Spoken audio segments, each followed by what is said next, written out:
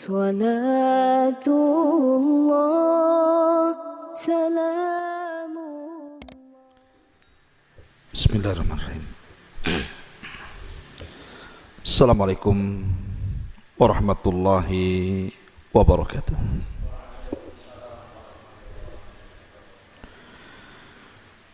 Alhamdulillahi wassalatu wassalamu ala rasulillah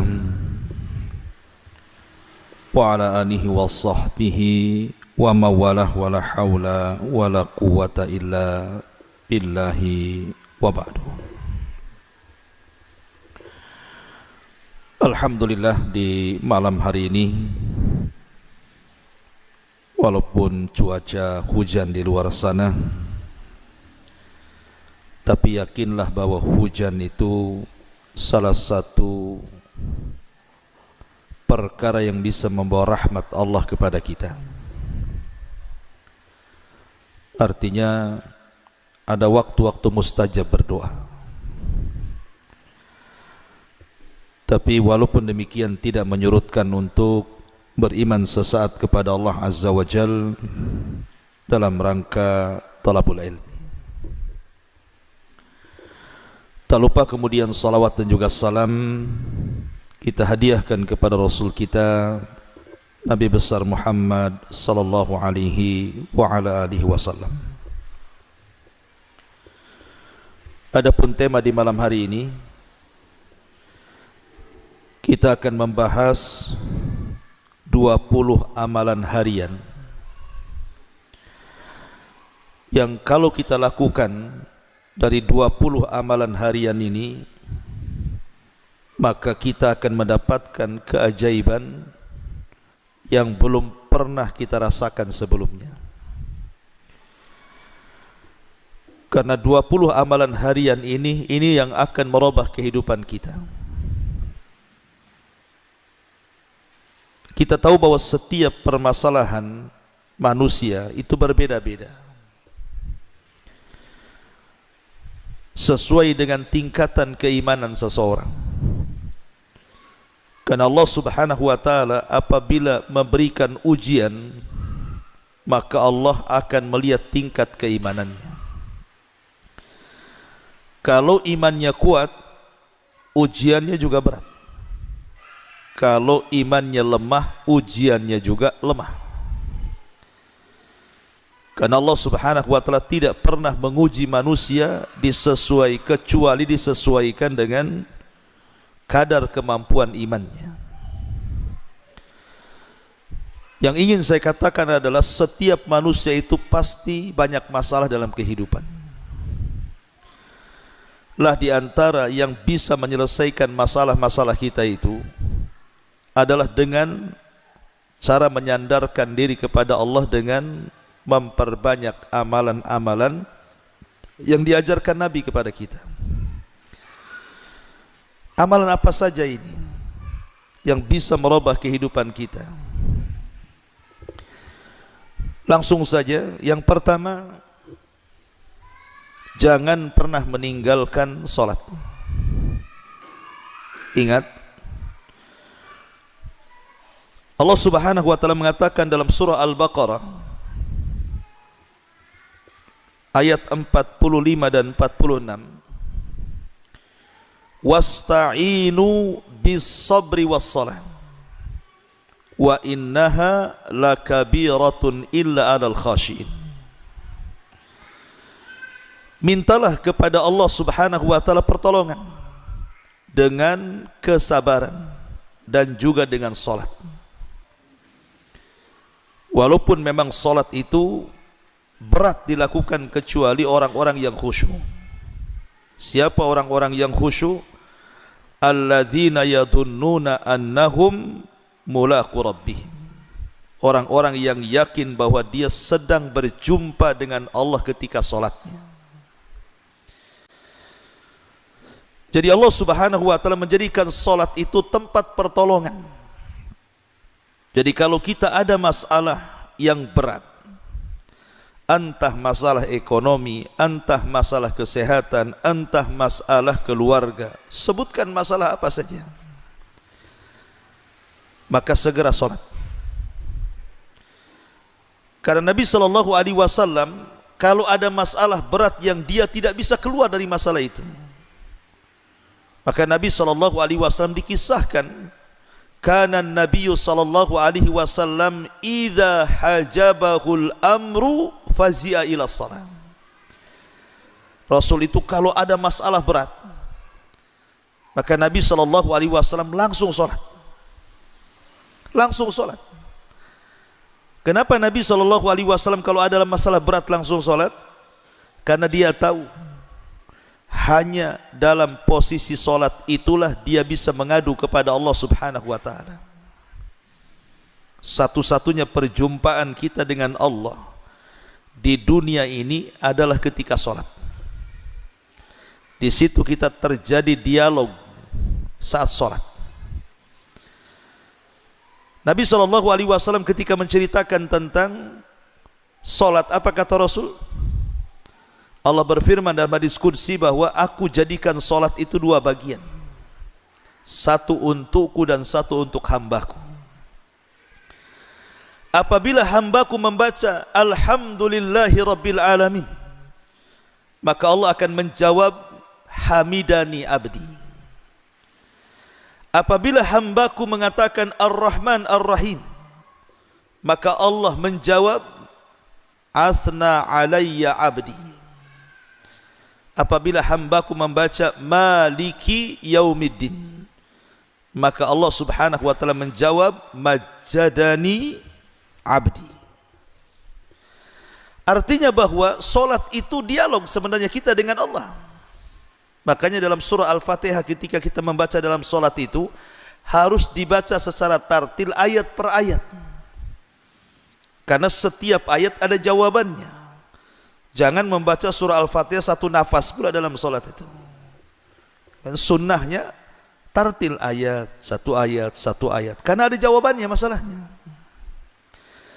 Tetapi yang ingin saya katakan adalah Nabi Shallallahu Alaihi Wasallam ketika ada masalah besar langsung sholat, karena Rasul tahu Nabi Shallallahu Alaihi Wasallam ingin melibatkan Allah dalam masalahnya.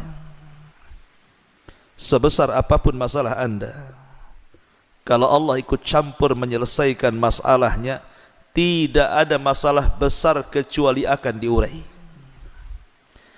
Tapi sekecil apapun masalah kita, kalau Allah tidak ikut campur tangan menyelesaikannya, tidak akan pernah ada jalan keluarnya.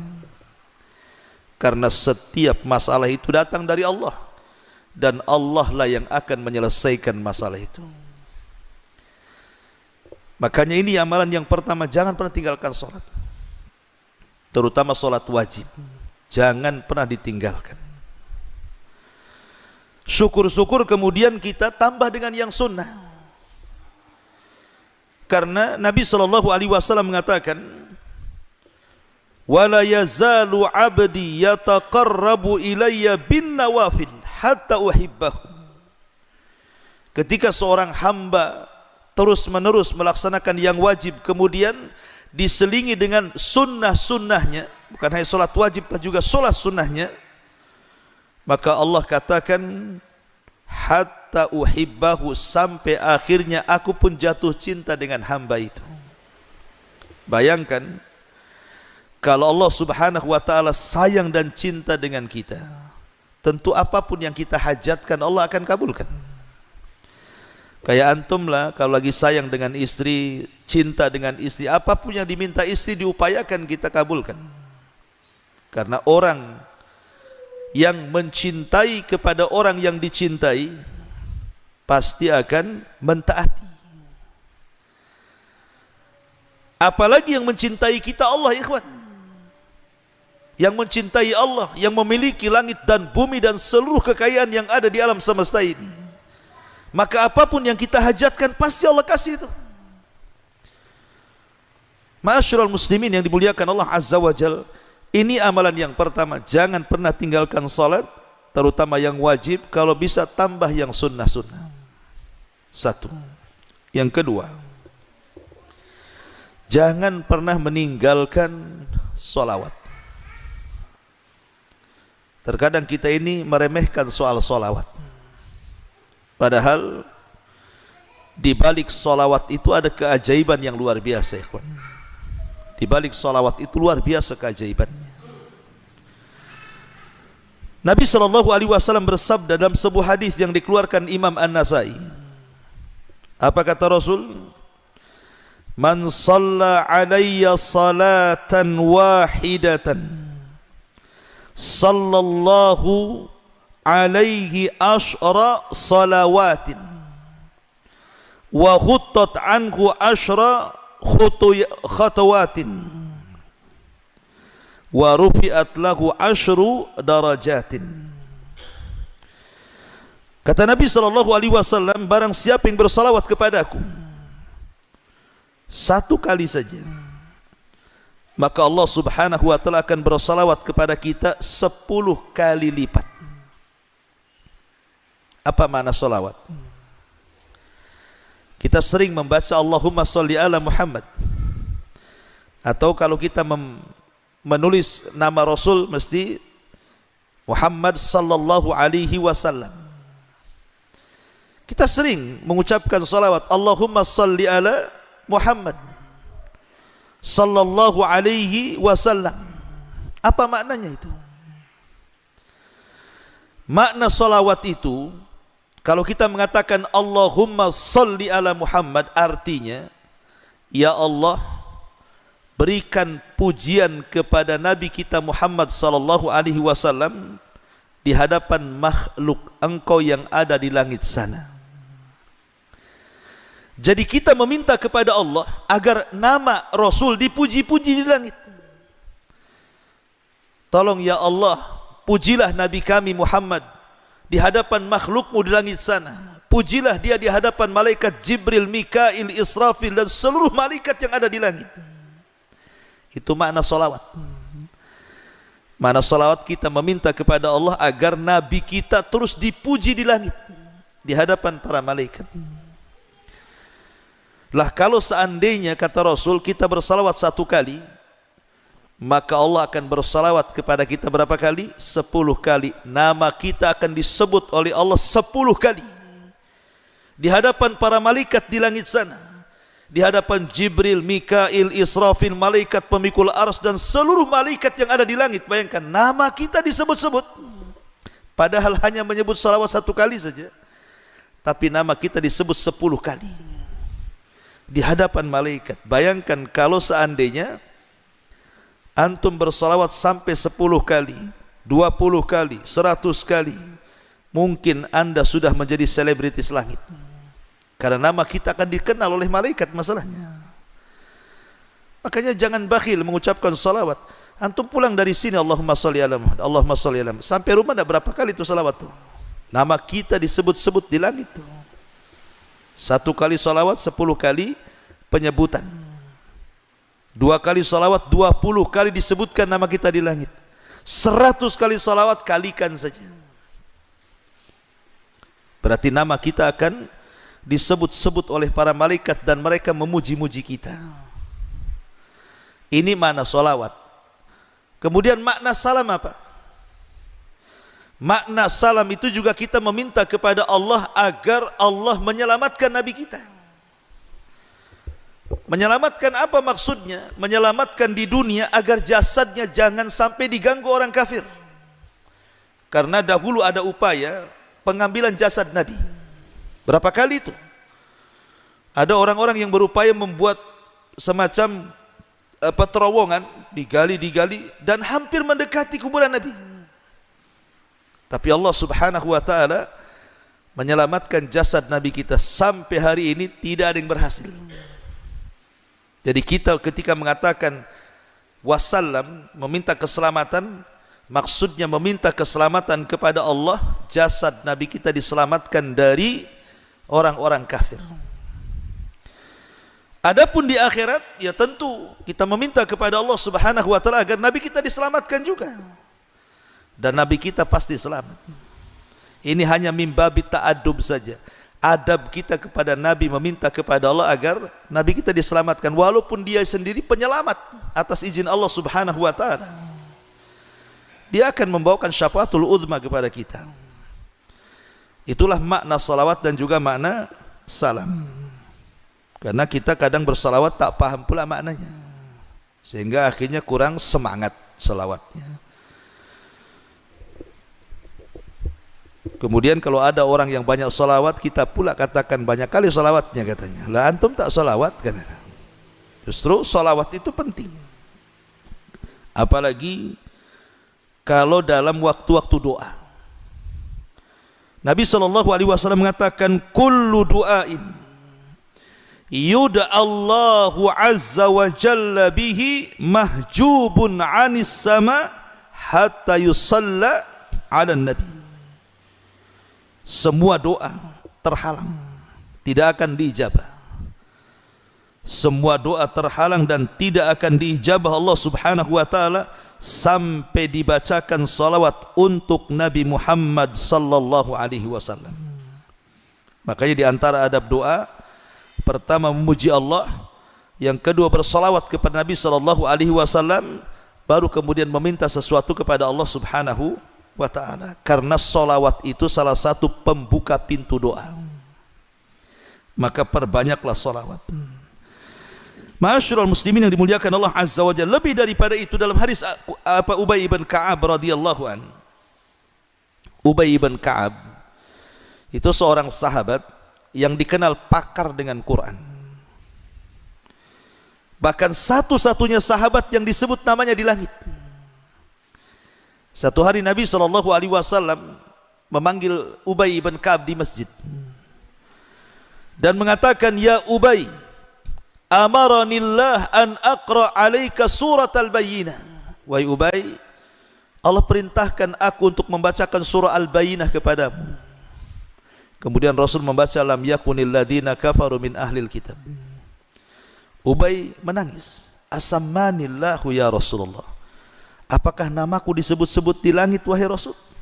Apakah Allah menyebut-nyebut namaku wahai Rasul?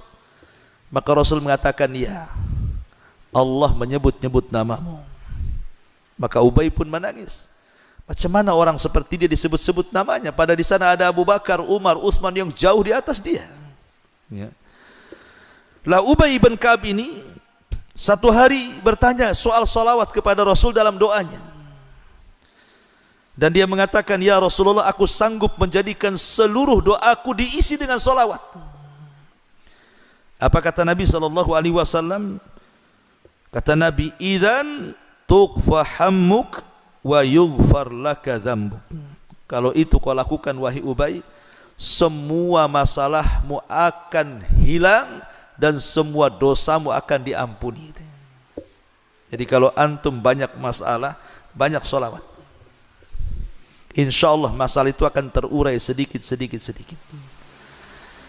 Ini yang kedua. Yang ketiga, perbanyak istighfar. Astaghfirullah, astaghfirullah, astaghfirullah. Itulah istighfar. Istighfar itu diambil dari tiga kata, ghain, gha, fa, ra. Ghain, fa, dan ra. Ghafar. Apa ghafar itu? Artinya penutup. Jadi kalau dalam dunia peperangan di zaman dulu, biasanya orang itu kan menggunakan baju besi dan helm penutup. Dalam bahasa Arab helm itu disebut mighfar, karena kepalanya tertutup dengan helm. Mighfar itulah helm kepala dalam perang, tameng. Ya. Lah kenapa kemudian istighfar diambil dari mighfar? Makna istighfar itu dua. Pertama, kita meminta kepada Allah Subhanahu wa taala agar seluruh dosa dan aib kita ditutup. Sebagaimana kepala tertutup dengan helm, maka ketika kita katakan astagfirullah, astagfirullah, artinya ya Allah, tutuplah dosaku, tutuplah aibku, jangan ada orang yang tahu. Sebab satu aib saja Allah bongkar, malu kita dibuatnya. Siapa yang tidak punya dosa di antara kita? Siapa yang tidak punya aib? Semua orang punya dosa dan aib. Dan dosa dikatakan dosa itu, dalam bahasa Arab dosa itu artinya al-ithmu. Dan Rasul ketika ditanya masalah dosa, apa kata Rasul? Al-ithmu ma haka fi sadrika wa karihta an yattali alaihi nas. Dosa disebut dosa itu artinya sesuatu yang kau sembunyikan dan engkau benci kalau diketahui manusia. Itulah dosa. Umpamanya seorang suami selingkuh, dia kan tidak ingin diketahui istrinya kan, karena itu dosa. Itu maksudnya. Atau antum menjelek-jelekan orang, kalau bisa yang dijelek-jelekan kita tahu, sebab kalau tahu kita akan dimarahi dia kan. Jadi dosa itu kalau bisa jangan diketahui orang. Karena kenapa kemudian Allah Subhanahu wa taala masih memuliakan saya, antum masih ngundang saya kemari? Mungkin sebagian antum menghormati sebagian yang lainnya karena dosa kita masih ditutup Allah. Coba kalau setiap dosa ada baunya ikhwan, enggak ada antum yang datang ke sini bau kali Abu Humairah ini katanya. Ana pun tak mau dekat-dekat antum, antum lebih bau lagi. Kalau setiap dosa ada baunya. Tapi Allah tidak jadikan setiap orang berbuat dosa berbau. Bahkan tidak tampak pun kalau itu orang berbuat dosa. Kenapa? Allah tutup. Allah tutup. Makanya Imam Ahmad Ibn Hanbal rahimahullahu ta'ala satu hari dia ke pasar. Namanya ulama besar Imam Ahmad itu, habis belanja. Murid-muridnya datang dari mana-mana dan mengatakan, ya Imam, sudah kau pulang aja badanmu, kami yang bawa barang-barangmu ini. Apa kata Imam Ahmad? Jangan. Kalian itu menghormati aku, kata Imam Ahmad, karena kalian tidak tahu aibku saja. Kalau kalian tahu aibku, kalian tidak akan mengangkatkan barang-barangku, justru kalian akan mengambil pasir dan meletakkan di atas kepalaku, katanya. Pergi kalian. Lihat. Maka kita melihat, coba ada orang yang dibongkar aibnya, yang tadinya dihormati bisa jatuh. Lihat tokoh-tokoh tuh. Sekali dia mungkin ngomong sesuatu, kemudian tersalah ngomong, kadang viral, dihujat netizen, netizen Indonesia lagi, tukang julid kan itu. Hancur dia karirnya. Itu baru satu aib, salah ngomong. Macam mana kalau seluruh aib dia dibongkar Allah Azza wa Jal, mati berdiri dia. Mau ditaruh di mana muka dia? Malu. Makanya kalau kita mengatakan astagfirullah itu artinya, ya Allah, tutuplah dosa dan aibku, cukuplah antara kita dengan dirimu saja ya Allah. Sebab kau dibongkar masalah besar. Ya. Siapa yang tidak punya aib? Ini mana istighfar yang pertama. Mana istighfar yang kedua, karena kita ini tidak mungkin lepas daripada dosa. Tidak ada manusia yang bersih dari dosa. Maka kita meminta kepada Allah agar dosa-dosa kita ini tidak diazab dan diampuni Allah Subhanahu wa ta'ala. Makanya ada hadis yang panjang, hadis tentang hisab yasir, hisab mudah. Jadi nanti pada hari kiamat ada orang yang didatangkan di hadapan Allah di halayak orang ramai, tapi Allah tutupi antara dia dengan manusia. Kemudian Allah mengatakan, ata'rifu dzamba kadza, wahai fulan, bukankah engkau sudah melakukan dosa ini itu, dosa ini itu? Maka orang ini mengatakan, tentu ya Rabb, aku melakukannya. Kemudian Allah mengatakan, kalau begitu, apa yang kau harapkan dari dosamu? Maka orang ini mengatakan, ampunanmu ya Rabb, aku hanya ingin ampunanmu. Maka Allah Subhanahu wa ta'ala mengatakan, ya fulan, laqad satartuka fid dunya wa ghafartu lakal yaum. Dulu engkau di dunia kututup aibmu, sekarang di akhirat ku ampuni dosamu. Itulah makna istighfar. Jadi ketika kita mengatakan astaghfirullahal azim, astaghfirullahal azim, artinya ya Allah, tutup aib dan dosaku, dan jangan kau azab aib dan dosaku di akhirat. Kan enak permintaannya kan. Antum kira istighfar itu apa? Istighfar itu astagfirullah, astagfirullah gitu saja. Dah ada maknanya di situ. Makanya kalau orang tahu istilah, tahu makna, semangat bacanya. Kayak solawat tadi kan semangat bacanya. Allahumma sholli ala Muhammad, 10 kali nama kita disebut-sebut malaikat sana. Di depan Jibril lagi disebut nama kita. Ketemu aja enggak dengan Jibril kita. Tapi nama kita di depan Jibril disebut-sebut Allah, bayangkan. Nggak apa-apa nggak jadi selebritis Jakarta. Yang penting nama kita menjadi selebritis langit kan lebih mulia. Ada orang yang tidak dikenal manusia tapi dikenal di tengah-tengah malaikat. Ini yang ketiga, perbanyak istighfar. Karena istighfar ini bisa mengatasi masalah. Semua masalah bisa dengan istighfar. Kata Nabi SAW, man lazimal istighfar ja'alallahu min kulli dhiqin makhraja wa min kulli hammin faraja wa razaqahullahu min haitsu la yahtasib. Siapa yang melazimkan istighfar, astagfirullah, astagfirullah, astagfirullah, dilazimkan sama dia, maka Allah akan jadikan pada setiap kesempitannya kelapangan, pada setiap kegundahannya kebahagiaan, dan dia akan diberikan rizki dari arah yang tidak disangka-sangka. Subhanallah. Dan saya sudah alami, percaya ikhwan, karena saya pernah mengalami. Pernah satu hari ada masalah besar bagi saya itu. Rasanya tidak bisa keluar dari masalah itu, saking pusingnya. Jadi saya teringat hadis ini. Jadi saya baca dari pagi, siang, sore, malam, beberapa hari. Masya Allah, memang betul kata Nabi. Rupanya masalah itu terurai sedikit. Ada benang merah yang kita bisa tarik di situ. Antum bisa coba, ya. Kalau antum ada masalah, banyak istighfar. Itu hati yang sempit itu makin tenang. Lah ketika hati tenang itulah berfikir itulah akhirnya bisa menjernihkan masalah. Sebab kalau hati sempit, otak pula sempit. Macam mana menyelesaikan masalah? Yang ada lari dari masalah, tapi masalah tak mau lari pula tuh. Makanya yakin bahwa istighfar itu bisa menyelesaikan masalah. Di zaman tabi'in ada seorang imam namanya Hasan Al-Basri rahimahullahu ta'ala. Ada 3 orang yang membawa kesulitan yang berbeda kepada Imam Hasan Al-Basri meminta fatwa. Yang satu mengatakan, ya Imam, aku sudah lama menikah tak punya anak, tolonglah berikan amalan kepadaku. Yang satu mengatakan, ya Imam, desa kami pacekliknya, tidak pernah turun hujan sampai gersang kering kelontang. Kira-kira amalan apa yang bisa menurunkan hujan, katanya.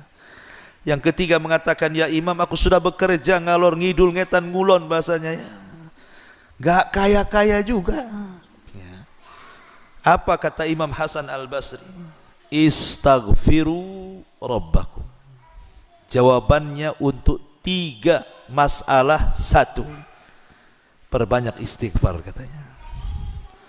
Orang-orang mengatakan, ya Imam, masalah kami beda-beda, kenapa jawabannya 1? Suruh istighfar, katanya kan. Maka Hasan Al-Basri menukilkan perkataan Nabi Nuh alaihi salam yang disebutkan dalam Al-Quran surah Nuh itu. Apa kata Hasan Al-Basri? Bukankah Allah yang berfirman dalam surah Nuh, Faqultu astaghfiru rabbakum innahu kana ghaffara yursilis samaa alaikum midrara wa yumdidkum bi amwalin wa banin wa yaj'al lakum jannatin wa yaj'al lakum anhara ma lakum la tarjuna lillahi waqara. Nuh berkata kepada kaumnya, perbanyaklah istighfar, ucapkan astagfirullah, karena banyaknya kalian mengucapkan astagfirullah itu akan menjadikan apa? Yursilis sama alaikum midrara, Allah akan hujani kalian. Wa yumdidkum bi amwali wa banin, Allah akan perbanyak harta dan keturunan kalian. Wa yaj'al lakum jannatin wa yaj'al lakum anhara, Allah akan lebatkan hutan-hutan kalian dan Allah akan aliri seluruh sungai-sungai kalian. Lihat, kata Nabi Nuh, dengan memperbanyak istighfar Allah turunkan hujan, Allah perbanyak harta, Allah berikan keturunan. Itulah 3 soalan tadi kan. Ya Imam, saya lama menikah tak punya keturunan. Kata Allah dalam Quran, Allah perbanyak keturunan. Yang satu mengatakan sudah kerja sana sini kok tak kaya-kaya. Istighfar, Allah kasih banyak harta. Yang satu mengatakan, ya imam, desa kami kering kelontang, tidak ada hujan. Istighfar, Allah turunkan hujan. 3 soalan 1 jawaban namanya. Saya teringat satu cerita syekh. Ada seorang syekh bercerita, dia punya murid. Muridnya miskin, miskin-miskinnya. Saking miskinnya kadang-kadang syekh yang kasih makan. Gak apa-apa, engkau gak usah kerja, saya kasih makan, tapi kau ngaji di sini, jadi muridku. Lama dia ngaji, tapi tak tahanlah dikasih makan syekh, dikasih ilmu, malu. Sementara dia punya keluarga, dia ingin bantu.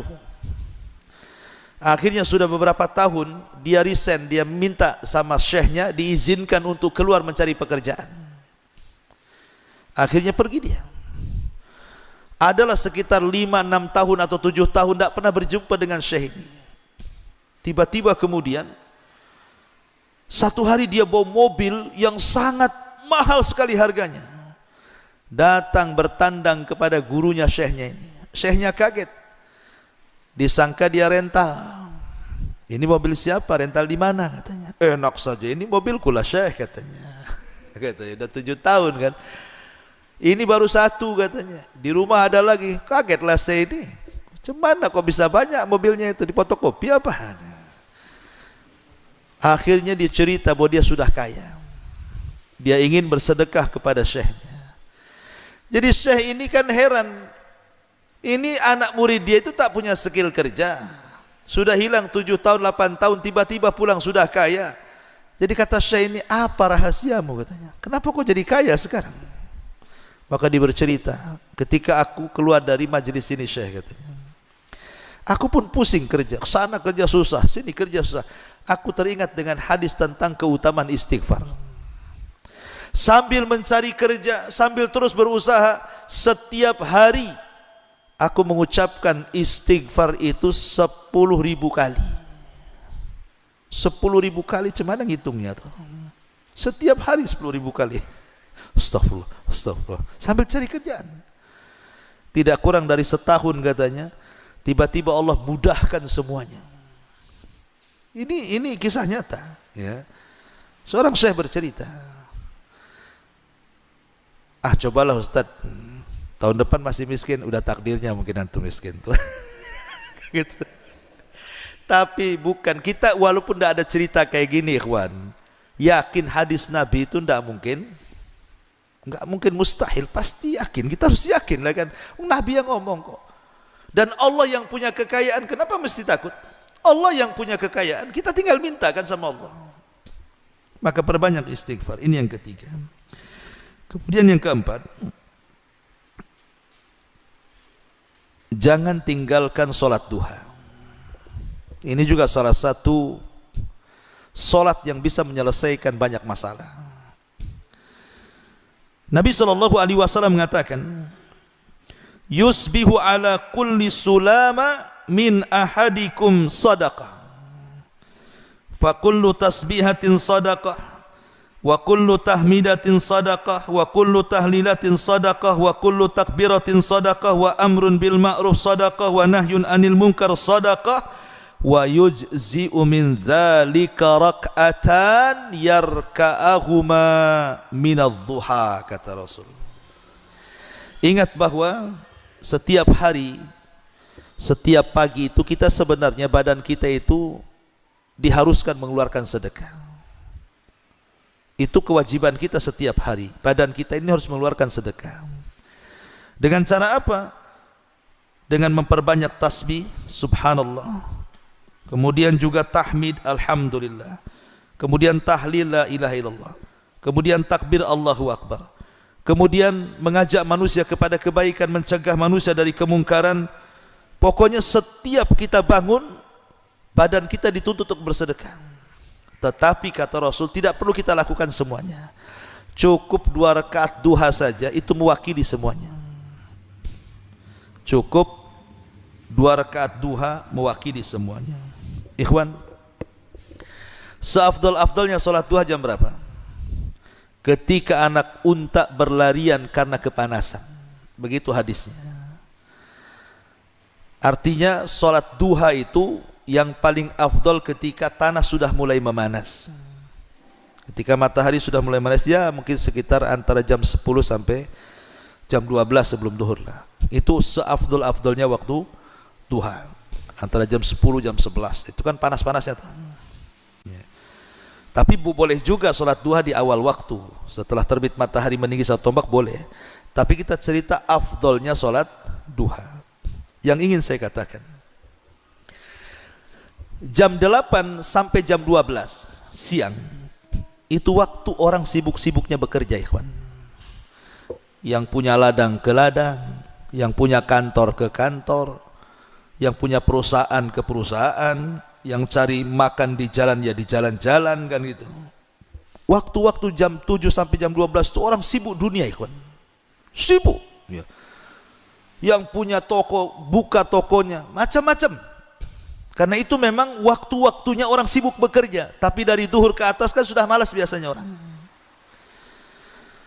Lah ketika kemudian manusia mereka mengejar dunia dari pagi sampai siang, dan kita tahu bahwa dunia itu melalaikan akhirat, tiba-tiba antum keluar dari kelalaian manusia. Antum keluar ketika di tengah-tengah manusia sedang bekerja mencari dunia, antum keluar kemudian sholat duha. Menunjukkan apa? Bahwa kita ini bukan sembarang orang, bisa keluar dari kelalaian dunia. Di saat manusia mengejar dunia, antum pula mengejar akhirat. Kan terbalik itu arahnya ya. Makanya Imam Ibnul Qayyim sampai membuat kaidah, siapa yang sanggup keluar dari kelalaian dunia, ketika manusia mengejar dunia, kita pula keluar dari pengejaran dunia dan mengejar akhirat, maka orang itu adalah orang pilihan. Dan orang itu adalah orang awabin, orang-orang yang betul-betul ingin kembali kepada Allah. Makanya solat duha ada yang memberi nama sebagai solat awabin, solatnya orang-orang yang tobat, solatnya orang-orang yang berserah diri, itulah solat duha. Dan Nabi SAW mengatakan dalam sebuah hadis, apa kata Nabi SAW dalam hadis Abi Dzar Al-Ghifari radhiyallahu an, Ibnu Adam irka' li min awwalin nahar arba'a raka'atin aqfika akhirahu. Wahai anak Adam, kata Allah dalam hadis kursi, rukulah untukku, maksudnya salatlah duha untukku di awal siang, cukup 4 rakaat, maka dalam satu hari kucukupkan kehidupan. Makanya kalau orang dulu biasanya mengistilahkan kalau ingin dimudahkan rizkinya jangan tinggalkan duha, kan itu ya. Ya, memang ada riwayatnya. Ini riwayatnya.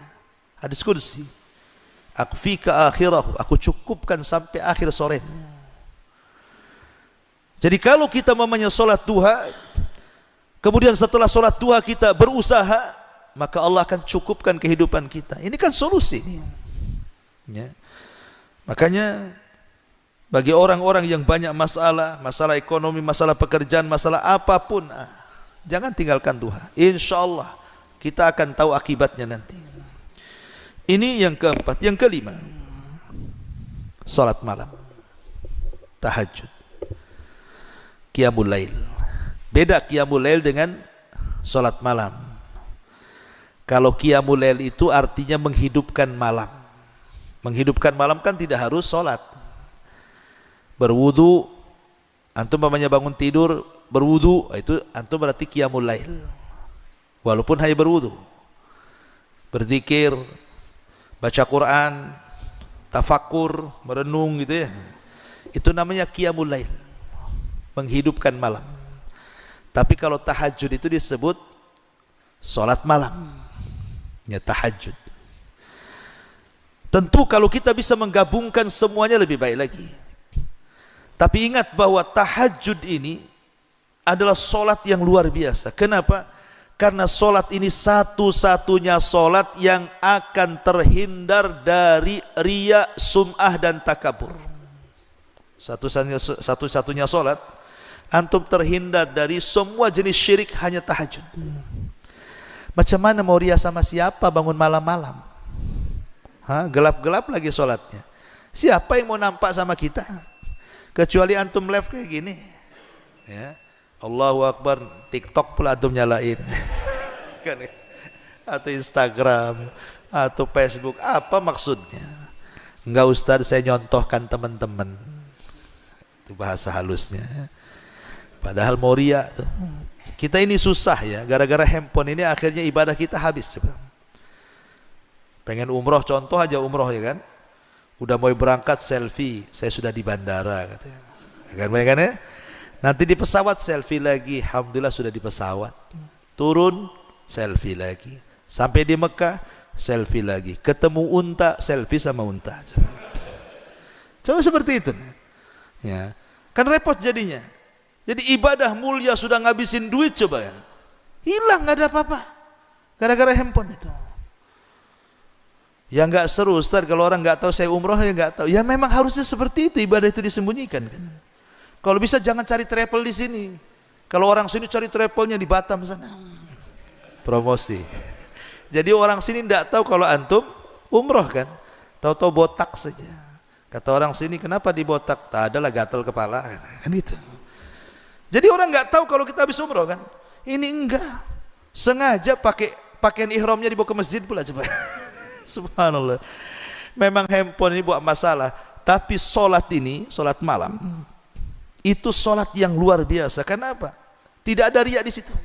Kalau betul-betul mau menghindar riya itu mungkin.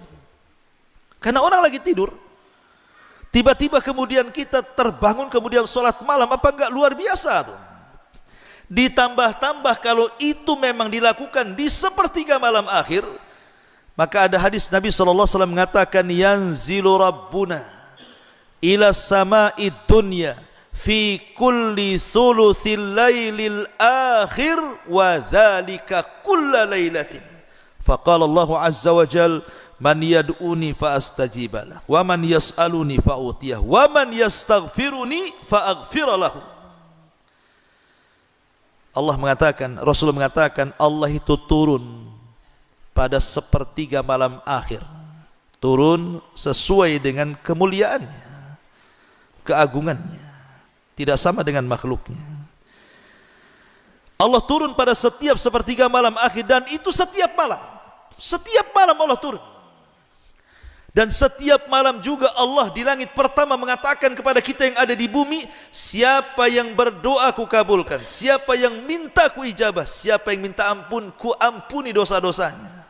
Bayangkan, Allah kasih 3 jawaban pada 3 setiap permintaan kita. Baik, masih melanjutkan kajian yang tersisa. Di antara amalan-amalan yang bisa merubah kehidupan kita, tadi saya sudah sebutkan 5 perkara. Pertama, jaga sholat. Yang kedua, jaga untuk terus lisan kita bersolawat. Yang ketiga, lakukan istighfar terus-terusan. Kemudian yang keempat, jangan tinggalkan sholat duha. Dan yang kelima, sampai di sini tadi, kalau bisa lakukan sholat malam. Karena di sepertiga malam akhir itu Allah turun ke langit dunia dan menawarkan kekuasaannya. Kemudian yang keenam, sering-seringlah mengucapkan kalimat la haula wala quwwata illa billah. Tidak ada daya dan kekuatan kecuali hanya milik Allah Subhanahu wa ta'ala. Kalimat ini bukan kalimat biasa, ikhwan. Kalimat la haula wala quwata illa billah ini bukan kalimat biasa, ini kalimat luar biasa. Jangan remehkan kalimat ini.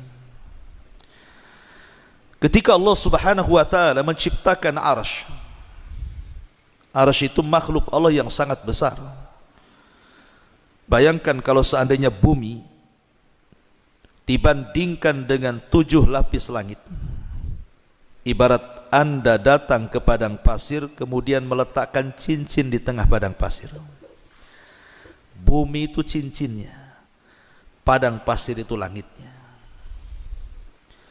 Kalau seandainya kita gabungkan antara bumi dan langit itu, kemudian kita bandingkan besarnya dengan kursi Allah, tempat berpijak kedua kaki Allah, kursi Allah, maka sama kita letakkan cincin di tengah padang pasir.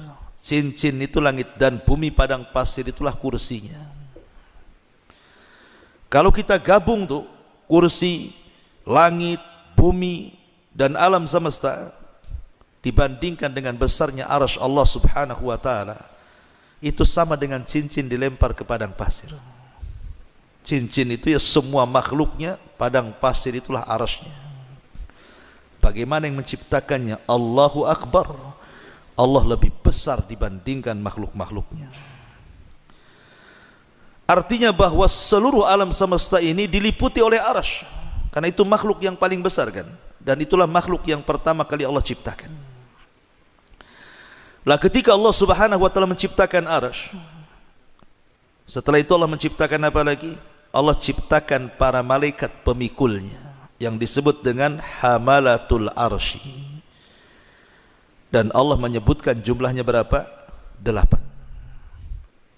Pemikul arsy itu 8 malaikat.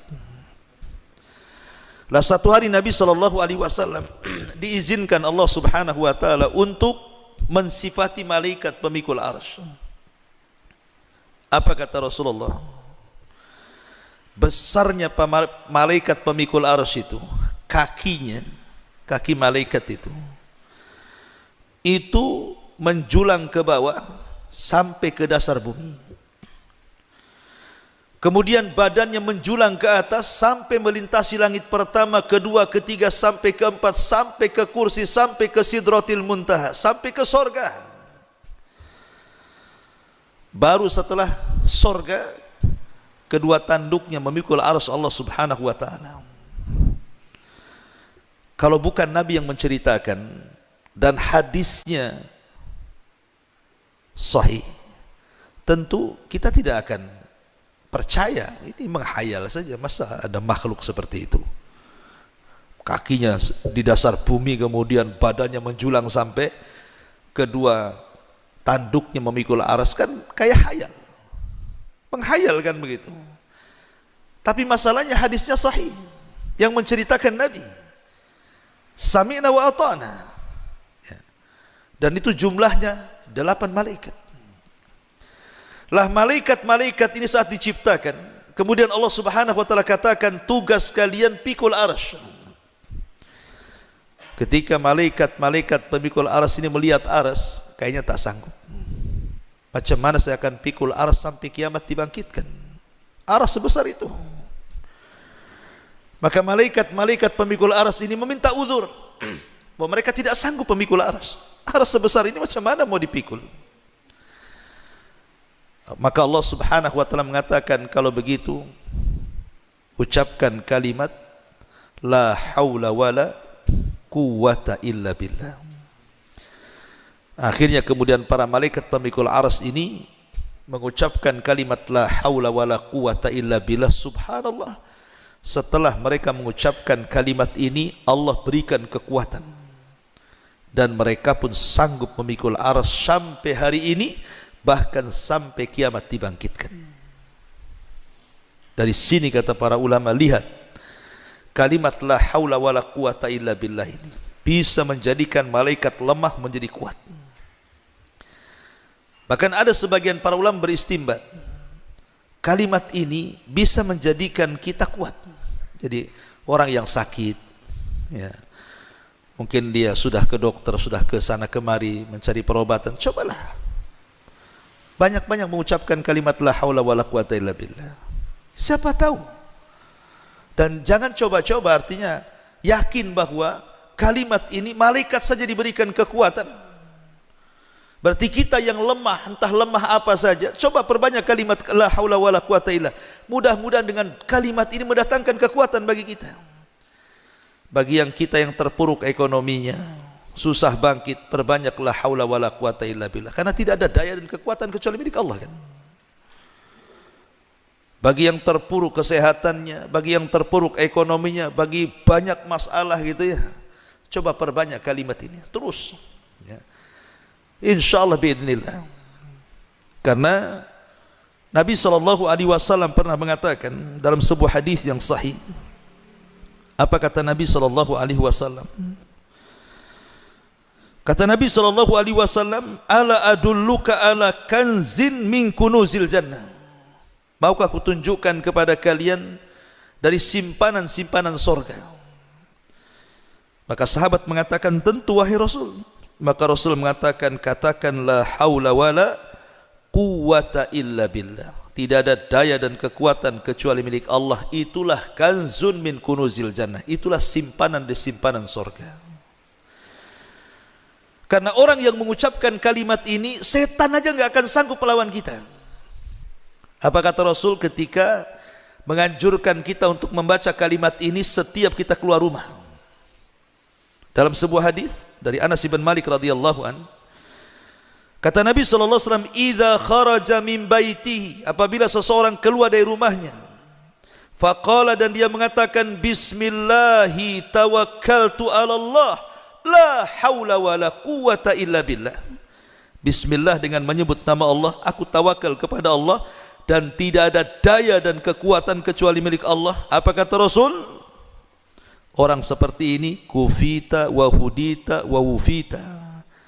Engkau akan dicukupi, engkau akan diberikan petunjuk, engkau akan dijaga satu hari ini. Kemudian setan yang hendak mengganggunya tiba-tiba menyingkir. Kemudian teman-teman setan mengatakan, kenapa kau tidak ganggu dia? Maka setan yang akan mengganggunya mengatakan, kaifa laka birajulin qad kufiya wa hudiya wa ufiya. Celaka engkau, macam mana aku akan ganggu orang itu sementara orang itu sudah dicukupi Allah, sudah diberikan hidayah oleh Allah, sudah dijaga Allah, aku tidak bisa mengganggunya. Makanya kalau kita membaca la haula wala quwata illa billah dari rumah pagi-pagi ini, antum keluar rumah, entah kerja, entah ke pasar, entah ke kebun, entah kemana, terserahlah, katakan bismillahi tawakkaltu ala Allah, la haula wala quwata illa billah. Maka selama satu hari itu tidak akan ada setan yang datang ke kita, tidak ada orang hasad yang hasad kepada kita, tidak ada orang dengki yang dengki kepada kita, tidak ada orang yang menghantar sihir yang hendak menyihir kita, tidak ada setan yang hendak mengganggu kita ya. Lah ini kan kekuatan luar biasa. Berarti satu hari itu kita dicukupi oleh Allah, dijaga oleh Allah, bahkan diberikan petunjuk oleh Allah Azza wa Jalla. Tuh terkadang kalimat-kalimat seperti ini, kawan, kalau orang tahu makna dan paham kan enak tuh, kita amalkan ya. Ma'asyiral muslimin yang dimuliakan Allah Azza wa Jalla, karena ini salah satu solusi hidup masalahnya. Kalau kita banyak masalah, penyakit dan lain sebagainya, maka perbanyaklah haula wala quwata illa billah. Antum kasih ijazah lah biasanya. Kalau ada saudara sakit gitu ya, bisiki saja, perbanyak kalimat la haula wala quwata illa billah, insyaallah sembuh. Tahu-tahu besoknya mati, ya sudah takdirnya. Gimana udah takdir Allah kan? Kita ini ngasih sebab saja kan itu ya. Ma'asyiral muslimin yang dimuliakan Allah Subhanahu wa taala. Kemudian yang nomor 7, perbanyak kalimat tasbih. Subhanallah, subhanallah, tasbih ya. Disebutkan dalam hadis Nabi sallallahu alaihi wasallam, man qala subhanallah wa bihamdihi fi yaumin mi'ata marratin quttat khatayahu wa in kana mithla zabadil bahri. Barang siapa yang mengucapkan subhanallah wa bihamdihi, subhanallah wa bihamdihi berapa kali? 100 kali dalam satu hari, maka Allah akan hapuskan dosanya walaupun jumlah dosanya sebanyak buih yang ada di lautan. Subhanallah. Siapa yang bisa menghitung buih di lautan? Tidak ada yang bisa. Seandainya kita punya dosa lo sebanyak itu, dengan mengucapkan subhanallah bihamdi 100 kali dalam sehari, Allah hapuskan dosa-dosa kita. Tentu yang dimaksud di sini dosa kecil. Kalau dosa besar kan tidak bisa digempur dengan tasbih, hanya bisa digempur dengan taubat dan nasuha. Tetapi ikhwatu fiddin muliakan Allah Azza wa Jal, kalimat subhanallah itu kan kalimat ringan kan, semua orang bisa mengucapkannya. Bahkan Rasul yang mengatakan kalimat ini kalimat ringan. Apa kata Rasul? Kalimatani khafifatani ala lisani thaqilatani fil mizani habibatani ala rahmani subhanallah wa bihamdihi subhanallahil azim. Kata Rasul, dua kalimat ringan di lisan, berat dalam timbangan, dicintai Ar-Rahman, subhanallah wa bihamdihi subhanallahil azim. Lihat, memberatkan timbangan. Ada seorang syekh bercerita, jadi ada seorang kakek, udah usia ya mungkin 80-90 tahun itu usianya, orang awam, tapi suka ke masjid kakek ini. Entah apa yang mengilhami hatinya, tiba-tiba habis sholat wajib, entah sholat asar atau sholat maghrib gitu ya, tiba-tiba dia mendekat ke imam sholat itu. Imam ini pun kaget karena tidak pernah ada jamaah yang datang bertanya. Kata Pak Imam, ada apa kek? Kata kakek ini begini, Pak Imam, saya ingin tanya, saya kan sudah tua, kasihlah amalan untuk saya, supaya dengan amalan itu aku bisa mendawamkannya dan aku bisa ajak orang lain untuk mengamalkannya. Terdiamlah sang imam ini, tapi akhirnya imam ini ingat hadis ini. Kata imam ini gini kek, saya ingat hadis Nabi, kalimatani khafifatani ala lisani thaqilatani fil mizani habibatani ala rahmani subhanallah wa bihamdihi subhanallahil azim. Baca kek ya, kata Rasul, dua kalimat ringan di lisan tapi berat loh dalam timbangan, dicintai Allah lagi. Ucapkan subhanallah wa bihamdihi subhanallahil azim. Dihafal sama kakek ini, keluar dari masjid ya. Setiap ketemu orang di jalan di stop sama dia, sini. Nabi bersabda dua kalimat ringan di lisan, berat dalam timbangan, dicintai Ar-Rahman. Katakan subhanallah wa bihamdihi subhanallahil azim. Setiap ketemu orang dia ngomong begitu. Masuk pasar, teriak di pasar, hei orang pasar, dua kalimat ringan di lisan, dicintai Ar-Rahman, berat dalam timbangan, katakan subhanallah wa bihamdihi subhanallahil azim. Pokoknya semuanya, keluarga dikumpulkan. Subhanallah, coba bayangkan. Satu hari kakek ini koma, sakit, udah tua. Sampai satu pekan dia nggak sadar-sadar. Ketika sadar, keluarganya senang, dipegangnya tangan kakek ini. Mulailah kakek ini berkata kepada keluarganya, aina dokter, mana dokter, mana dokter, katanya. Dipanggil dokter, dipegang tangan dokter. Dok, Nabi bersabda dua kalimat ringan di lisan, berat dalam timbangan, dicintai Ar-Rahman. Jangan lupa dok, subhanallah wa bihamdihi subhanallahil azim. Habis itu dia mati. Kakek ini mati dalam ucapan subhanallah wa bihamdihi subhanallahil azim. Apa enggak berat timbangannya orang itu? Ya, coba antum kayak gitu ketemu orang tuh, sini kan mantap betul. Itu dakwah itu ya. Jadi kalimat tasbih ini bukan sembarang, ini memberatkan timbangan, luar biasa. Makanya Nabi SAW mengatakan subhanallah walhamdulillah tamla'an atau tamla'u ma bainas sama'i wal ardi. Ucapan subhanallah walhamdulillah ini bisa memenuhi antara langit dan bumi. Pahala yang kita akan dapat itu luar biasa besarnya. Dan ini bisa menenangkan hati, karena tasbih itu artinya kita sedang mensucikan Allah, sedang mensucikan Allah dari sifat-sifat yang tercela dan juga dari hal-hal yang bisa menjadikan cacat dan aib bagi Allah Azza wa Jalla. Artinya tasbih itu kita sedang mengagungkan dan mensucikan Allah. Ini kalimat agung, maka gunakan kalimat ini untuk zikir kita. Umpamanya pas kita naik motor atau naik mobil gitu kan. Kan disunahkan kalau turun subhanallah, kalau naik Allahu akbar kan begitu. Kita naik mobil nih, turun subhanallah, naik Allahu akbar. Itu kata Nabi. Supaya di jalan itu kalaupun Allah takdirkan kecelakaan, ya kita tidak tahu. Namanya orang hidup di jalan, kadang ditabrak, kadang nabrak. Sudah hati-hati pun tetap aja ditabrak. Susah hidup di jalan ini. Kendaraan sudah lengkap, rem bagus, orang pula tak masalah dengan kita, dia pula nabrak kita. Tapi kalau setiap jalan kita berzikir seperti itu kan, kalau Allah takdirkan mati di jalan pun insya Allah husnul khotimah lah, lagi zikir. Ya. Tapi jangan ditabrak-tabrakan, dan jangan nabrakan diri pula kan, itu bunuh diri namanya. Ya. Ini kalaupun terjadi seperti itu, tapi kan lisan kita berzikir, baca tasbih dan takbir. Kemudian yang nomor 8, di antara amalan-amalan yang bisa merubah hidup kita juga adalah qiraatul Quran. Baca Quran, baca Al-Quran. Saya tuh punya kawan itu di pulau tuh. Dia cerita, dulu usaha saya di pasar itu sulit kali itu.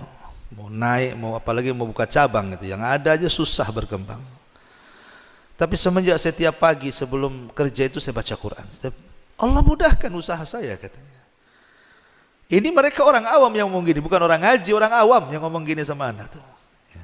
Artinya ya saya percaya saja, karena Al-Quran itu memang berkah, diturunkan oleh Allah untuk keberkahan kan. Dan Al-Quran sendiri adalah syifa bagi obat. Betapa banyak orang-orang yang kemudian membaca Al-Quran ketika dia sudah masuk rumah sakit sana sini, tidak sanggup dokter mengobatinya, akhirnya dia tawasul dengan Al-Quran, akhirnya sembuh. Banyak kok yang seperti itu.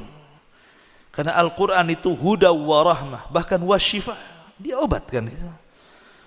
Makanya kata Abdullah ibn Mas'ud radhiyallahu an, kalau hatimu mati berarti carilah di 3 tempat. Pertama, inda sama'il Quran, ketika mendengar Quran. Kalau tidak ada getar-getar ketika mendengar Quran, matilah hati kita. Tapi kalau musik yang didengar, wow, bergetar hati kita, bisa berlinang air mata. Kenapa? Musiknya sedih.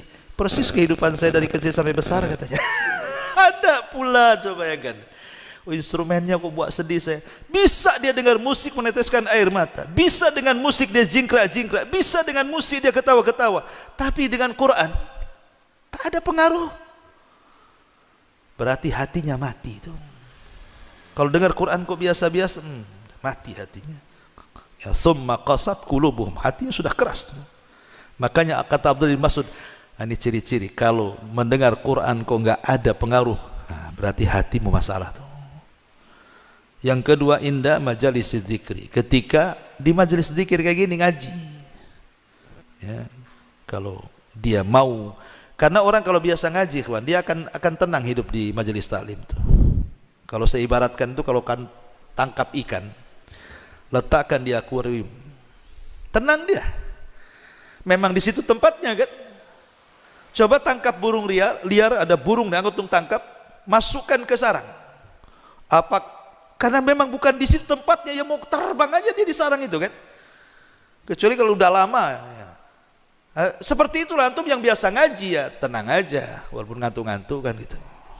Coba cari kawan yang nggak pernah ngaji, ajak ngaji. Apa pantatnya nggak panas itu? Goyang sana, goyang sini. Kapan selesainya? Kok bisa nyambung lagi? Ini kajian apa ini? Itu nggak, hatinya nggak ada di situ kan. Makanya kalau orang punya hati duduk di majelis taklim, tenang dia di situ. Nah, cari hati anda di situ. Orang kalau terbiasa majelis taklim, insya Allah gitu. Karena memang hatinya di situ. Ataupun indal khalawat, ketika kesendirian kita dengan Allah.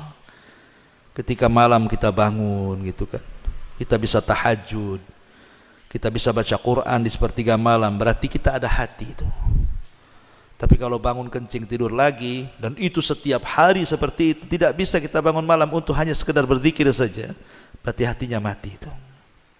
Kata Abdullah bin Mas'ud, kalau di 3 tempat ini tidak berpengaruh, mati hati kalian, harus diperbaiki. Ma'asyiral muslimin yang dimuliakan Allah Azza wa Jalla, jadi baca Quran ini luar biasa. Karena jangankan kita ya, Quran ini kalau dibacakan ke gunung-gunung, bahkan ke langit dan ke bumi itu, mereka bisa bergetar. Allah mengatakan apa? Inna aradnal amanata 'alas samawati wal ardi wal jibal fa abaina an yahmilnaha wa ashfaqna minha wa hamalaha al insan. Kami sodorkan amanah Quran ini kepada langit, bumi dan gunung, semua menolaknya karena tahu beratnya. Tapi manusia memegangnya. Artinya ada pengaruh Quran ini kepada langit, bumi dan alam semesta. Bayangkan bangsa jin ketika Nabi SAW pulang dari Taif. Kan Rasul semenjak meninggal Abu Talib, meninggal Khadijah, itu tidak ada backing dakwah. Karena kenapa orang-orang Quraisy tidak berani menyentuh Nabi? Karena ada dua orang ini.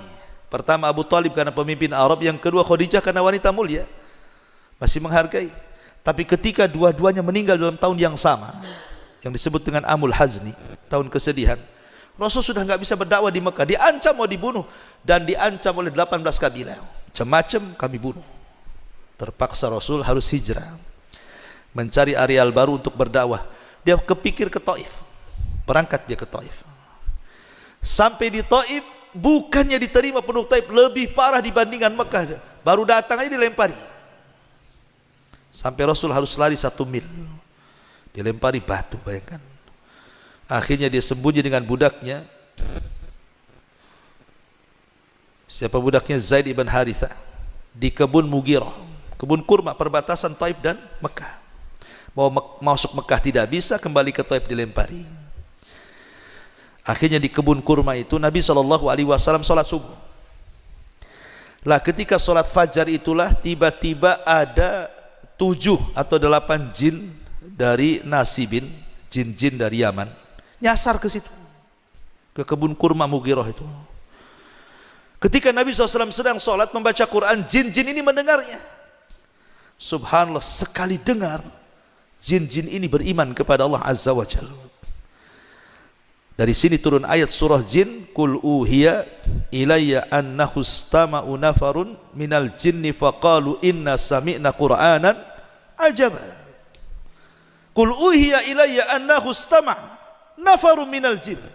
Telah diwahyukan kepadaku bahwa ada sekelompok jin yang mendengarkan Al-Quran. Setelah mendengarkan Al-Quran, qalu sami'na qur'anan ajaba, kami mendengar Quran ini sangat takjub, aman Nabi kami beriman, katanya. Subhanallah, jin sekali mendengar Quran langsung beriman. Terkadang jin lebih baik daripada manusia, kan? Coba antum datang ke orang kafir, bacakan Quran, beriman gak? Yang ada di marah-marah, apa kamu baca-baca Quran di sini? Bahkan Quran bisa mengusir jin, kan? Kalau orang ruqyah tuh bacakan Quran, hilang. Tapi saya pikir baca Quran itu, tadinya saya pikir jin aja yang lari.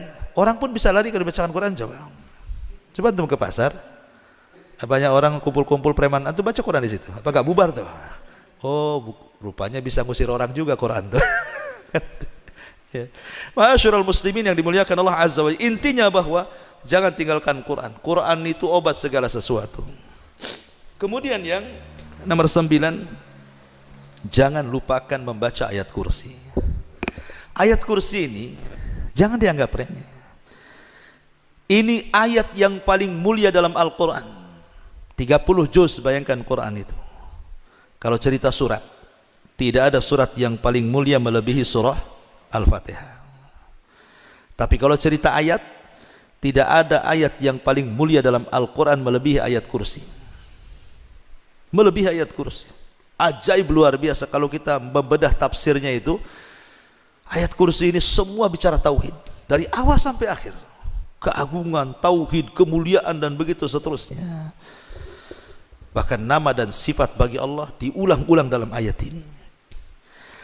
Lah ayat ini, satu hari Abu Hurairah radhiyallahu an ditugasi Rasul untuk menjaga pembendaraan zakat di bulan Ramadan. Jadi Abu Hurairah suruh jaga tuh malam-malam, kan ngepul zakat, zakat fitrah, zakat mal, pokoknya zakat lah bulan Ramadan, kan. Lah Abu Hurairah itu jaga tuh pembendaharaan zakatnya, gudangnya. Tiba-tiba ada pencuri mencuri beras. mencuri gandum atau kurma lah pokoknya kan, tidak banyak. Dikejar sama Abu Hurairah, pencuri ini ketangkap pula. Tiba-tiba kata pencuri ini, ya Abu Hurairah, aku dengar engkau ini baik, suka bagi-bagi zakat, kau dipercaya Nabi, tolonglah bebaskan aku. Aku kan belum dapat jatah, keluarga lapar, aku juga lapar, aku di orang susah, keluarga orang susah, biarkan aku ngambil ini katanya. Akhirnya Abu Hurairah kasihan, dilepas. Besoknya lagi nyuri lagi, dia lagi yang ketangkap. Kemarin kau sudah ngambil, kenapa ngambil lagi? Iya, kurang, ini begini sampai 3 kali. Kata Abu Hurairah, ini ketiga kali tidak mungkinlah pencuri dilepas. Ayo kita menghadap Nabi. Kata pencuri ini, gini saja Abu Hurairah, bagaimana kalau ku ajarkan beberapa kalimat? Setelah ku ajarkan beberapa kalimat, lepas diriku. Kata Abu Hurairah, apa kalimat itu? Maka kata orang ini, ya Abu Hurairah, idza awaita ila firashika faqra ayatal kursi. Kalau engkau hendak beranjak ke pembaringan tidurmu, jangan lupa baca ayat kursi. Kemudian kata orang ini, dia mengatakan, fa innahu lan yazalu ma'aka minallah hafizun wala yaqrabuka syaitanun hatta tusbiha. Kalau engkau baca ayat kursi ini kemudian kau tidur, maka selama tidurmu Allah jaga, nggak ada yang berani mendekatimu, tidak setan, tidak binatang, tidak ada yang berani mendekatimu, dan engkau tidak akan diganggu setan sampai subuh. Akhirnya orang ini pergi, dilepas oleh Abu Hurairah. Esok harinya dia bercerita kepada Nabi. Rupanya Nabi sudah tahu. Nah itulah wahyu. Abu Hurairah, semalam kau tangkap pencuri, kenapa kau lepas? Katanya. Loh, kok Nabi tahu? Kata Abu Hurairah, iya wahai Rasul, masalahnya dia ngajarkan ayat kursi. Kalau saya baca sebelum tidur, saya akan dijaga Allah, setan tidak akan dekat-dekat, katanya. Kata Rasul, Abu Hurairah, yang ngajari semalam kamu itu kamu tahu nggak siapa? Kata Abu Hurairah, tidak tahu. Itu setan, katanya. Setan jadi pencuri. Kagetlah Abu Hurairah, macam mana kok bisa setan? Dan macam mana setan mengajarkan ayat kursi pula? Itu kan mengajarkan kelemahan namanya, mengajarkan kelemahan dirinya kan itu ya, bahwa dia lemah dengan ayat itu. Kata Nabi SAW, sadaqaka wa huwa kadzub. Khusus masalah ini si setan benar, tapi dia itu pendusta. Yang lain jangan kau benarkan ya, yang ini kau benarkan boleh, katanya. Bayangkan, setan yang ngajari Abu Hurairah, kalau baca ayat kursi kita akan terjaga dari semuanya kan. Baca ayat kursi. Kadang-kadang aneh kita ini, mungkin antum baru pindah rumah atau apa gitu kan, orang-orang awam itu. Kadang-kadang rumahnya angker, menurut dia mungkin angker. Aneh-aneh pula datangkan orang usir jin. Dulu ada di TV itu acara apa tuh? Uka-uka atau apa tuh? Yang tukang nangkap-nangkap jin masukkan ke botol kecap tuh. Kan ada tuh, pakai serban-serban kan. Cemana dia nangkapnya, cemana masukannya. Jin itu berdasarkan Quran, innahum yarak wa kabiluhu min haitsu la tarawna. Mereka dan kabilahnya melihat kita, kita yang tak melihat mereka. Itu nas Quran tuh. Innahum yaraka wa qabiluhu min haitsu la tarawna. Mereka dan kabilahnya melihat kita, kita tak melihat mereka. Itu nas Quran. Mereka yang lihat, kita yang tidak lihat. Tapi keadilan Allah nanti di akhirat dibalik. Kita yang melihat mereka, mereka tidak melihat kita. Harus adil lah kan begitu. Tapi di dunia mereka melihat kita, kita tidak melihat mereka. Macam mana Allah mengatakan kita tidak melihat mereka, bisa pula kita tangkap mereka? Macam mana caranya? Ya, kita bisa nangkap makhluk yang tidak bisa dilihat. Nabi saja kalau bukan karena Jibril ngasih tahu di situ ada jin, Rasul tidak mungkin datang ke situ. Jibril yang kasih tahu, wahai Muhammad, sekelompok jin sudah nunggu di tempat ini, kau ditunggu di sana, ngisi ceramah di sana. Maka Rasul ke situ karena Jibril yang kasih tahu. Tiba-tiba antum ceramah di tengah kebun, innal hamdalillah namadu. Ngapain antum? Lagi ceramah sama jin. Mana bisa? Ya. Apalagi nangkap-nangkap jin kemudian masuk ke botol ini, coba. Botol mineral. Toto lubang pula kecil. Keluar pula dari situ. Ini kan sandiwara, sinetron. Tidak ada yang bisa seperti itu. Itu yang bisa hanya orang-orang yang pandai acting saja. Bukan nangkap jin, itu sedang acting orang itu. Nggak bisa. Apa dia tahu jumlah jin di rumah berapa? Nah, sekarang kalau begitu tangkaplah itu jin-jin yang di kamar mandi yang al-khobais dan khobis itu. Yang kita berlindung, Allahumma inni a'udzubika minal khubsi wal khobais. Tangkap tuh. Bisa nggak tuh? Nangkap jin laki-laki dan perempuan tuh, yang ada di kamar mandi. Jadi kalau yang masuk laki-laki yang goda perempuan. Kalau yang masuk perempuan yang goda laki-laki. Yang masuk LGBT.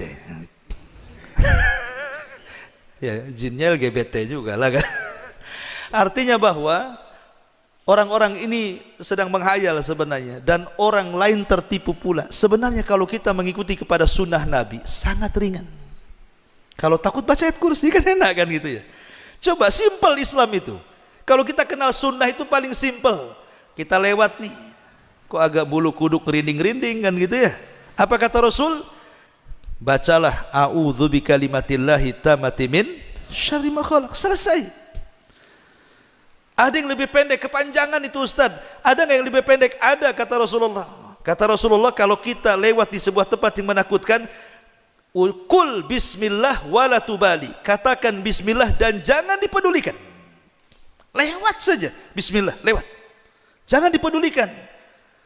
Ini enggak, lewat dipedulikan. Kenapa ya goyang-goyang ya? Nah, itu namanya dipedulikan namanya kan? Kenapa kok itu ada ini ya? Nah, itu jangan, kata Rasul, jangan dipedulikan.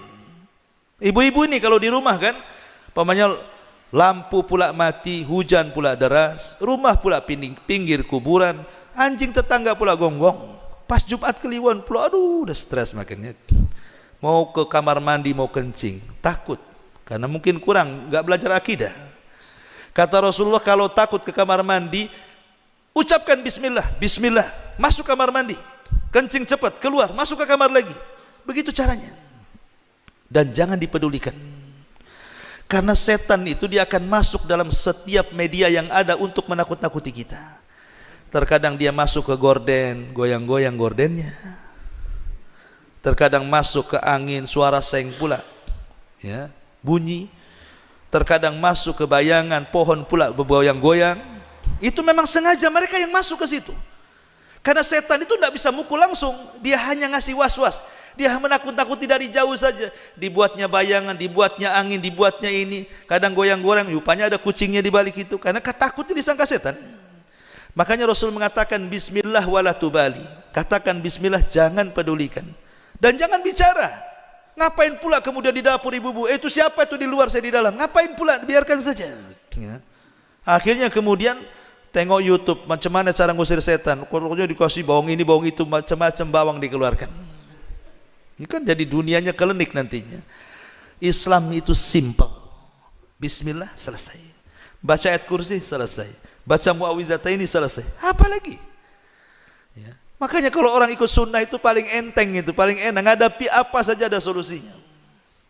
Ma'asyiral muslimin yang dimuliakan Allah Azza wa Jalla, maka ayat kursi ini sebagai solusi juga bagi kehidupan kita. Kalau takut, baca ayat kursi. Kemudian yang nomor 10, ini amalan lakukan. Ini demi kebaikan saya, Anda atau siapapun. Amalan 3 amalan selepas bangun tidur. Ini keajaibannya luar biasa. Nabi SAW mengatakan dalam sebuah hadis, yaqidu syaitanu ala qafiyati ra'si ahadikum idza huwa nam thalatha uqadin alaika lailun tawilun farqud. Kata Nabi SAW, setiap kita tidur, saya, Anda, siapapun, pasti didatangi setan. Untuk apa setan datang ke kita? Mengikat tengkuk kita 3 ikatan. Dan di sini ada dalil bahwa setan itu tidak akan mampu menguasai ubun-ubun. Setan itu hanya bisa menguasai tengkuk. Dalam dunia barat, kalau cerita otak, ada otak kanan, ada otak kiri. Ini menurut orang barat. Tapi menurut Al-Quran, otak itu cuma dua. Otak depan dan otak belakang. Otak depan disebut ubun-ubun, nasiyah. Dan otak belakang disebut tengku, qafiyah. Setan tidak bisa menguasai ubun-ubun manusia. Setan itu hanya bisa menguasai otak belakang yang disebut dengan qafiyah atau bahasa kita tengku. Di sinilah setan akan menguasai kita dengan cara apa? Diikat 3 ikatan setiap tidur kita. Dan setiap kemudian setan mengikat itu, maka setan akan membacakan mantra. Mantranya apa? Lailun tawilun farkud. Tidur, malam masih panjang. Itu mantranya. Padahal sudah dekat ke subuh tuh. Ya. Diikat lagi. Udah azan subuh tuh. Kasih mantra lagi. Tidur, tidurlah. Malam masih panjang, padahal dari jam 6 tuh. Ya. Diikat lagi. Nah, gitu juga mantranya. Mantranya sederhana. Tidur, tidur. Itu saja mantranya setan. Ya tidur dia. Tahu-tahu udah matahari sudah terbit. Lihat bagaimana setan itu supaya kita keluar dari waktu yang sangat istimewa. Makanya kata Nabi SAW, kalau kita bangun di sepertiga malam, 1 jam sebelum subuh, apa yang harus kita lakukan? Fa idza staiqadha fadzakarallah. Kalau kita bangun, anggaplah jam 4 atau jam 3, kemudian kita ingat Allah, berzikir setelah bangun daripada tidur, alhamdulillahilladzi ba'dam ahyana ba'dama amatana wa ilaihi nusyur. Hilang 1 ikatan. Kemudian kita beranjak dari tempat tidur, langsung ambil wudu, hilang 2 ikatan. Kemudian setelah kita berwudu langsung solat, entah solat tahajud atau solat subuh, hilang 3 ikatan. Apa yang terjadi? Kata Nabi SAW, kalau ini terjadi, fa asbaha nasyitan tayyiban nafsi wa illa asbaha khabisan nafsi kaslan. Kalau antum melakukan seperti itu, bangun jam 4, berzikir, berwudu, solat, maka setelah subuh jiwa kita akan dibersihkan Allah, sehingga kita tidak akan mengalami masalah-masalah yang kelam 1 hari itu, dan kita akan semangat hidup dan tahu apa yang ditatap ke depan. Tapi kalau tidak dilakukan, bablas subuhnya, nggak sholat sama sekali, maka jiwanya akan diburukkan dan akan didatangkan berbagai macam masalah yang ia tidak tahu dari mana masalah itu datang. Tahu-tahu ada masalah aja banyak, kan masalah jadinya. Makanya ikhwan, kalau orang itu sholat malam ya, bangun tengah malam sholat malam, walaupun umpamanya 3 jam dia sholat malam, tetapi kemudian ngantuk-ngantuk habis subuh itu, hidupnya semangat, tidak loyo kan.